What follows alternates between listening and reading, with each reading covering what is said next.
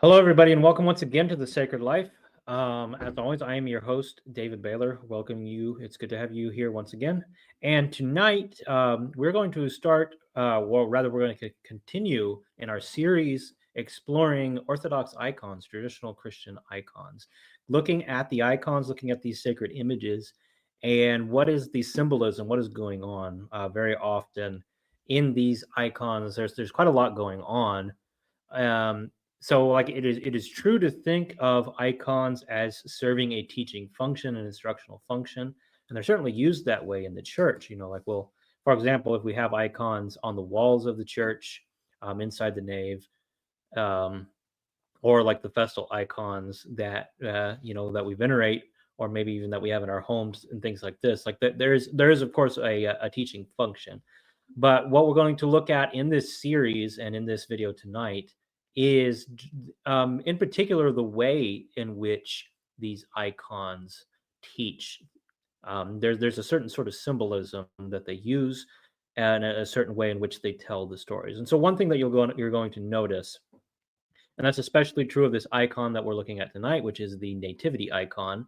You could say the icon that tells the story surrounding Christ's birth, is that um, these images, sort of like what we see with a traditional nativity scene in the West, is not really like a how would you say, like an accurate picture of a single historical moment. So, for example, I remember hearing people complain about this in my younger days about nativity scenes, and it's like, oh well, everything that's going on in the nativity scene, this didn't happen all at once. So, for example, they'll point to something like the shepherds, or the visit of the Magi, and things like this, like these things not all occurring at the same time. And so it's, like complaining about this and saying, well, this is inaccurate to depict this in the nativity scene because all these things didn't happen at Christ's birth. And of course, you see that same sort of thing in the nativity icons. We see all kinds of elements packed into a nativity icon that didn't necessarily all happen at the same, I guess you would say, temporal moment, historical moment.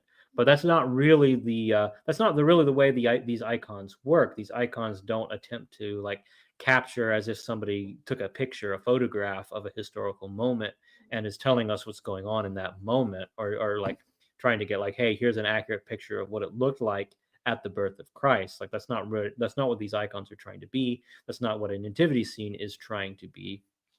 Rather, what is going on in these icons is they are capturing a whole bunch of different elements about the story.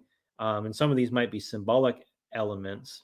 Some of these might be, things like what I mentioned already with like the shepherds and the magi and the angels and all these things that didn't necessarily happen at this exact same moment. But that's not the way these stories are trying to work. There rather, it's trying to capture something like the whole story and present it to us in a way. So we're interacting. We're interacting with something that's more than just like a single moment in time or like a snapshot. Um, Rather, we're interacting with the entire story. Before I go on, just once again remind everybody, please consider checking out the links in the description. Consider becoming a channel member if you appreciate this kind of content. This is the second video in the series of right now I'm calling the series Orthodox Icons Explained. I don't know if I'll stick with that title or not, but that's what it is for now. So there's a playlist for that. I should have the playlist in the description, but I forgot to add that. I might go through when I'm done recording, if I remember, and add that. But you can check that out on our channel here. And of course, this is also streamed as a podcast. If you don't like watching this live, if you have Google Podcast, I guess YouTube Podcasts, it is you can watch it. You can listen to it that way as well. But episodes like this, where we're talking about icons, it is nice to have that visual element as well, though. So I recommend this episode watching it on YouTube if you can, because I am going to have pictures of a number of these icons up later. So once again, yeah, please consider becoming a channel member if you're watching, if you appreciate this content. If you like, definitely please appreciate it if you like the video. Subscribe to our channel. Consider supporting with super chats, things like that. And You can also check out a link to our Patreon. That actually supports our animation project that we're working on. We're working on a project to produce short animated stories telling the lives of the saints. Still working on kind of the initial the initial kind of, I guess you could say, pitch or pilot or something like that right now. Having to work on that while also working on my real job, which incidentally is I'm an iconographer. I am an apprentice iconographer under an experienced iconographer. Then I also have the blessing from my priest to do some of my own iconography and take commissions, do custom work, sell icons and icon prints. You can check out the link to that in my description as well. Would really appreciate it if you guys would check that out. Consider supporting. I guess that's my preferred way, I guess, of how you can support us at the Sacred Life and our ongoing project. And as I always like to try to remember to point out, I don't always remember to mention this in the videos, but the long-term mission of us here at the Sacred Life isn't just to do videos like this to sit here and talk about things. Rather, we want to be creating. We want to be doing creative projects, things like the Voice of the Blood animated Lives of the Saints series. Also working on some other fictional project, other creative projects, musical projects, things like that. And that's kind of a long-term, our long-term goal, our long-term vision with the Sacred Life and what we're doing is to work our way into those things. So that's an important part. And as you can see, if you're following this channel, you see I'm trying to move more and more into things related to that, talking about things like art and philosophy, and less in terms of I guess you could say theology, things like that. So anyway, let's move on. Talk about the nativity icon. I have a number of examples here. Let me bring up the one I want to start off with. I think this is the one. Yeah, that is the right one. So this is just like a classic version of the nativity icon, like you might see in an Orthodox church or in Orthodox homes. This is a panel icon. I think it is from Novgorod, Russia, from the early 15th century. But that doesn't, I guess that doesn't matter too much. I mean, it is Russian style, so it'll have some elements unique to the Russian tradition, but it's a pretty typical nativity icon that has like all of the most important, the most common elements that you'll see. So let's talk about some of the symbolism that's going on here. Like I said in my introduction, there's quite a lot going on in an icon like this, other than what you will see, or like other than what happened at a single historical moment.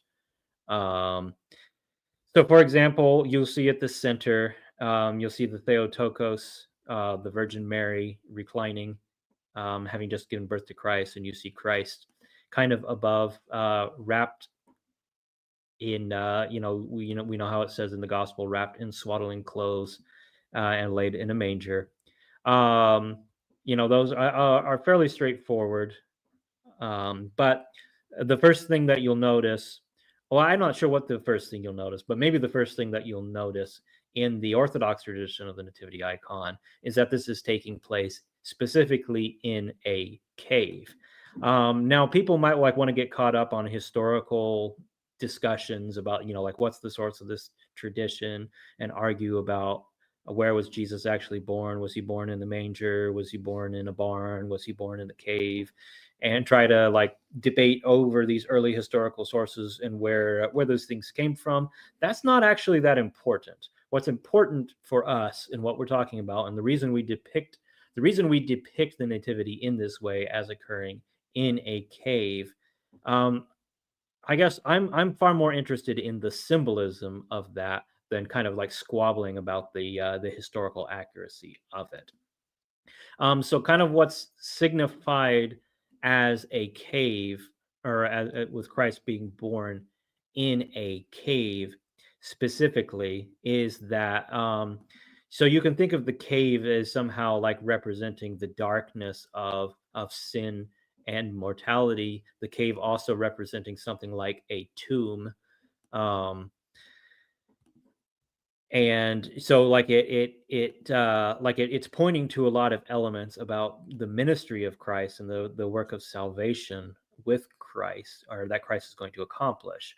um and so just in the same way that in Christ's death and resurrection, in like the Paschal service, we will speak of like the resurrection service in the Orthodox Church. We will speak of like life shining forth from the tomb, and we kind of have a very like a really very similar element going on in the Nativity icon, with like life shining forth from the tomb, or from the grave, or from the cave, from this place of darkness, and this light that shines forth and redeems all of creation. That ties in very closely, very intimately with Orthodox, and like I don't even want to say Orthodox. I just want to say like authentic ancient Christian ideas about the incarnation, about like the incarnation recapitulating our human nature, kind of beginning the process of the restoration of creation. And so it's significant that that begins in a cave, um, that Christ is born in a cave. And then, there's also uh, the way in which Christ is wrapped in swaddling clothes. We talk all about this. This is something, you can talk about, like how Christ is wrapped in swaddling clothes because that's comforting for a young baby and things like that. And there's some truth to that. But one thing that we will point to with Christ, with the way Christ is wrapped in the icons, is that the garments, I guess you could say, the swaddling clothes, are actually reminiscent of burial wrappings. And so there's this way in which Christ's birth is also pointing to his death and resurrection. Okay, so then another element that you're going to see in the Orthodox nativity icon, and then you'll also see this typically in the West as well. You'll see this usually in like in nativity scenes that people have in their houses around Christmas time in the West as well. You will notice, and you see it in this icon. Um, Actually, why don't I go ahead and switch over to a different version of the icon where you can see it more clearly. I'm just going to be bringing up several different versions of this icon throughout the video so that you can kind of see how these elements repeat across the icons, and then also how sometimes there's some subtle differences in the icons, like maybe a certain tradition or a certain artist is emphasizing certain things. But anyway, what I'm talking about here, you see, if you look closely at the manger where Christ is laid, wrapped in his swaddling clothes, you will notice a donkey and an ox. And so you might be wondering, like, why is Christ depicted with a donkey and an ox? And of course, this, at least in part, is a reference to Isaiah 1:3, which says, "The ox knows its owner, and the donkey its master's crib, but Israel does not know me, and the people do not understand me." And of course, it's more than simply a reference to a Bible verse, because the verse itself carries some symbolic weight, some symbolic meaning. And kind of what's going on here with that is that there's, on the one hand, a recognition on the part of creation, here represented by the animals, by the ox and the donkey, creation recognizing its creator. So, like, even the animals are coming and worshiping Christ at his birth. Um, but then there's also a way in which, like, we will read about this symbolism all over the place. Like, if you follow Orthodox hymnody, if you look at other iconography, other traditions of the church, you'll see this symbol pop up over and over again about the ox symbolizing the Jewish people, and the donkey symbolizing symbolizing the Gentiles, symbolizing the nations. And kind of what's going on there is, like, an ox is like a beast of burden, like a beast upon which has been laid a burden. And of course, the burden that has been laid on Israel is the law. Um, and the Gentiles, they're donkeys, and donkeys are kind of like a symbol of what is like wild and untamed, or kind of stubborn and obstinate. You can kind of think of the nature of a donkey, and of course, if you're in the Middle East, where donkeys are wild animals, there are donkeys living as wild animals. An ox, in contrast, is a purely domesticated animal. Um, and of course, you see also that they are united in worship, which is also like pointing to the fact that that the Jewish people and the nations are united in Christ, are united in the worship of Christ, like the faithful Israel. Um, and of course, like tying that back to the verse from Isaiah that I mentioned earlier. Let me pop that back on screen real quick. At the end, where it says, "But Israel does not know me, and the people do not understand me." And so, like by kind of bringing to mind this verse and these ideas, we kind of point to that idea as well. That like this is pointing to what's going to happen as we go forward in the life of Christ and the history of the church. That the Jewish people, the people of Israel, are not really going to recognize, like John says at the beginning of his gospel, that the light comes into the world and the world does not recognize him. Another thing that you see is, if you look at this particular icon, I like this one because it pretty clearly has this element at the top of the angels, like the heavenly host of angels. A lot of times you will also see up here at the top, like some of the Old Testament prophets and figures like that, also like beholding in wonder and amazement the birth of Christ, giving glory to God. I think you had that in that first icon that I had up on screen, if I remember right. And another element, you kind of see it in this one. It's more clear in a lot of others. Let me bring up a different icon now that shows this a little more clearly. I guess just go back to the first one because that has it the best, where you kind of see like the heavenly radiance coming down, like the heavenly light, this heavenly glory shining down upon Christ. Some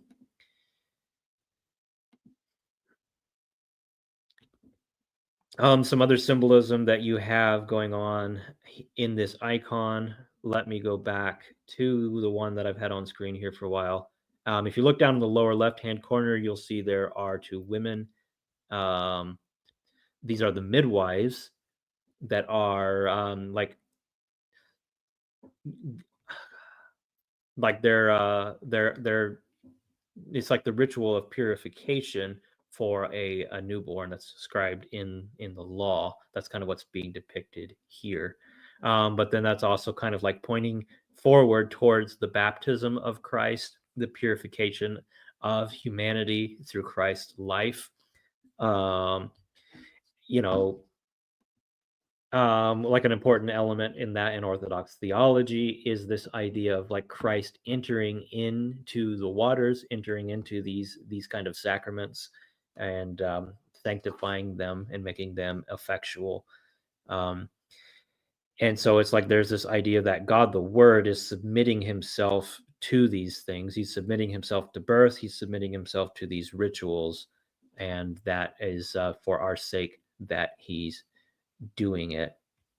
A lot of people will also say that like the flowing water that you see in connection with that. Let me see if there's some others that show it. Like you usually have somebody pouring out the water. You see it in the bottom right on this version of the icon, as also like reminding us of the Jordan in Christ, again, Christ's baptism in the Jordan, the waters of grace, and so on and so forth. Um,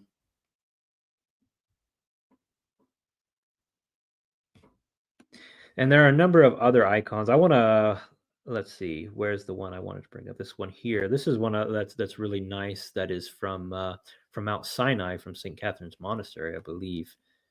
Um, and this one's interesting. I like this one because it actually has quite a lot going on. So again, if you look at the top, you see like the heavenly host of like the prophets, patriarchs, the angels, all those things you see again, very clearly the light radiating down from heaven. You see the ox and the donkey, Christ wrapped in his clothes, which here look even more clearly like grave clothes than they did in the previous versions that we've seen. But you also see, like, I like this icon because it incorporates a lot of elements from the whole like birth and nativity cycle of Christ. It goes beyond what a lot of icons do. So, like, you see also the Magi bringing their gifts to Christ, which is again another element that you'll often see in nativity icons. You see that in manger scenes in the West as well. And then, like I mentioned in the introduction, that's something that sometimes people complain about. It's like, oh, the Magi didn't bring their gifts to Christ at his birth. But again, these icons are not attempting to be like a a photograph of a single historical event. They're trying to like capture the whole cycle, the whole story, and teach us and show us all of these things. So yeah, I'm not going to go over everything that's in this icon, um, but it's just if you study it, you probably can't even see it very well on your picture. Um, Depending on the size of the screen, I guess, that you're watching this on. But there's just like all kinds of other things. Again, you have the midwives going undergoing the ritual of purification, the cleansing, the washing of Christ. You have like the flight into Egypt going on here. The like the murder of the innocents going on at the bottom. So it's kind of like capturing, I guess you would say, the whole Christmas narrative in that. Um, so that's kind of a brief overview of the nativity icon. This is a nice mosaic version of it. Just wanted to show you a few different versions of this icon, so you can kind of see all the different elements as they play out in different versions of the icon. Um, and there's a few Russian versions here. So again, you'll notice it's always a little bit different, but there's like a few key elements, a few core elements that are almost always there. And this is a very old fresco. It's also a very good one, a very excellent one. Um, so that's all I have for now. I'm gonna go ahead and hop over to the comments section. If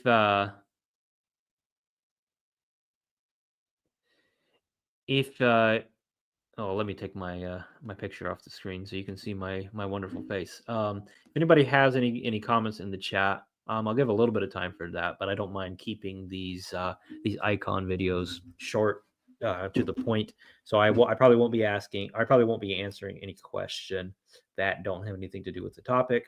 Um, Somebody in the chat did ask, what are the Magi? The Magi are, it's described in the gospel accounts of the Magi coming and worshiping Christ. These are the ones who come to Herod and say, like, we've read the signs and the stars that say a king is going to be born, and we are coming to bring him gifts, to offer him gifts, as you do to a great king. And it's, I don't know. There's a number of different theories of who they are. I guess the theory that I would say, like, look at the I don't know. I was gonna say the theory that I subscribe to, but I think it's better to, instead of say what I subscribe to say what the Orthodox and the ancient Christian tradition about them. And let me bring that up real quick, actually, because I should have had that on hand, but I don't.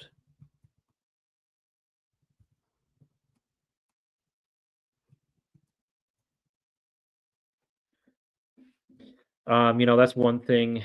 Some people will point at as well is they will, sometimes complain about there being three magi and say, oh, the gospel doesn't say there are three magi. Um,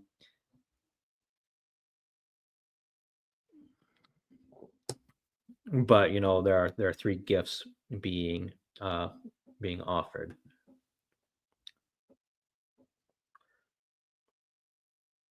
So three is usually what is represented in the Orthodox tradition, the ancient tradition of the church. So there are three magi, and we have names for them, actually. And there usually the tradition holds that they are Zoroastrian priests, actually, um, or Babylonian. Okay, so sorry, it's a little more complicated than that. One is a Zoroastrian priest, one is a Babylonian astrologer, and one is an Arab sage.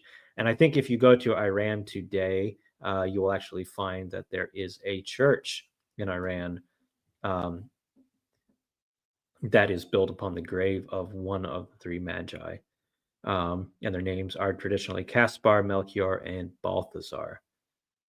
Um,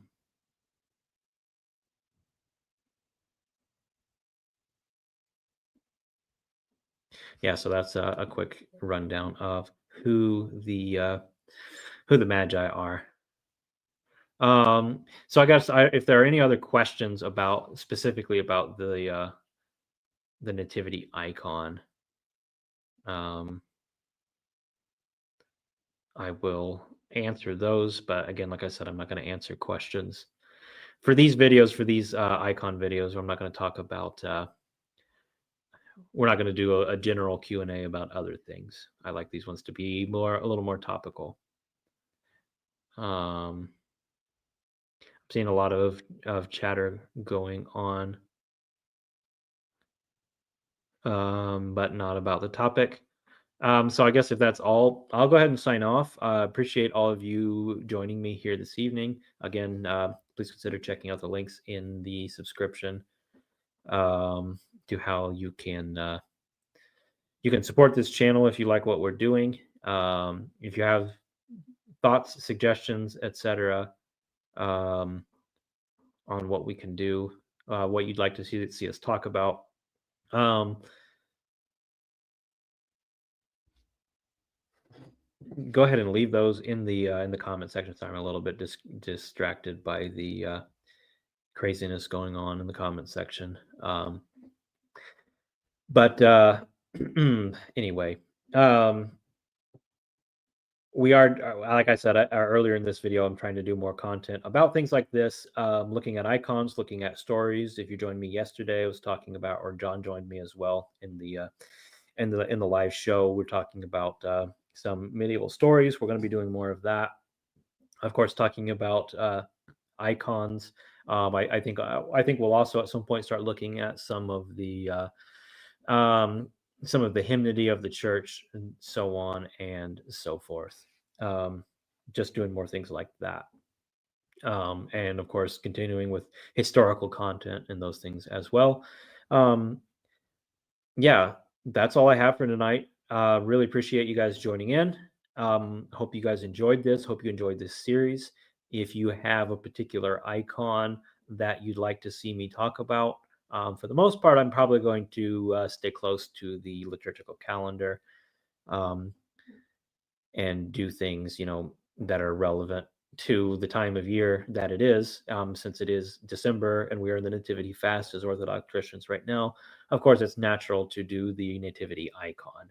And of course, there's more to be said about the Nativity icon than what I said here, but I hope that you can, I don't know, get a basic rundown, kind of an introduction to how to look at the icon, what you're learning from it. Um, and as we go forward in this, we will have I don't know, you'll learn kind of what the symbolic language of the icons is. One thing I actually wanted to mention as well. This is something I talk about actually with my teacher, the iconographer that I study under. We've talked about this with each other, gone back and forth with like some other iconographers as well, and like we're both like really into studying medieval examples of iconography. And one thing is like there's a lot of myths out there and a lot of misunderstandings about the like the symbolic language of icons. A lot of instances of people reading into things and kind of inventing symbolism that isn't necessarily there. And one example that I'd point to was something that I actually have talked about in the past, and maybe was a little bit off on that, but the colors used in icons aren't always carrying the sort of meaning that some people think they are. But that's not saying that they never carry any meaning at all. But that's just an example of there's a mixture of good ideas out there on like what's going on in icons, how to read the symbolic language of icons, but there's also some notions that people have that at the very least are not universally true.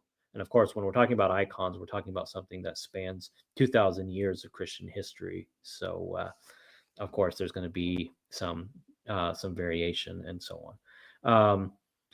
So anyway, that's all I have to say. Once again, thanks everybody for joining me. We'll keep talking about more icons and